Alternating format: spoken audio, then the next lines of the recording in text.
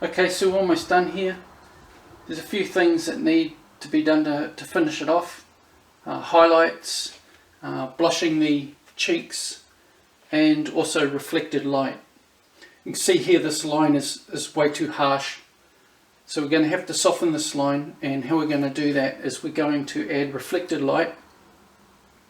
Because the skin reflects light of a surface that it's next to. So we're going to get a bit of green down here. And how we're going to do that is make sure that your skin surface is thoroughly dry. This has been drying now for about 2 weeks, so it's nice and hard. And I've tested the green that I'm using on a piece of spare board. You can see how I've got it nice and transparent, so that's what we're aiming for. I'm using phthalo green, straight from the tube. Make sure that it's nice and liquid, because you don't want this to go on opaquely. Okay, we're just trying to get a film on here. So how I do that is I take a small amount, and where we want the reflected light and where we want this line to be softened, we just place the raw paint on the surface, and then with an old brush that's fairly stiff,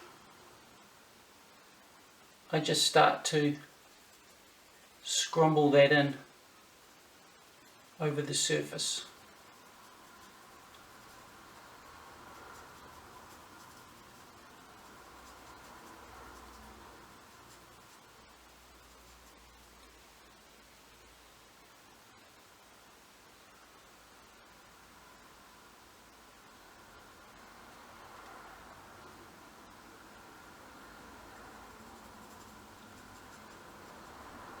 You can also use your finger and just give it a bit of a rub and see how that softens that right up.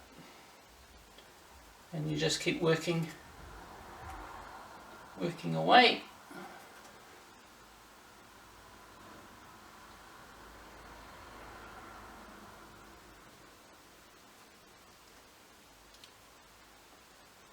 As long as your paint underneath is nice and hard, you don't have to worry too much.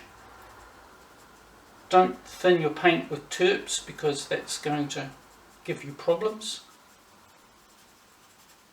Usually I find at the top of a tube of paint you get a bit of the medium, oily medium gathering, and that's a good, you can see there how that's softening that up, that line up already, as opposed to this hard line.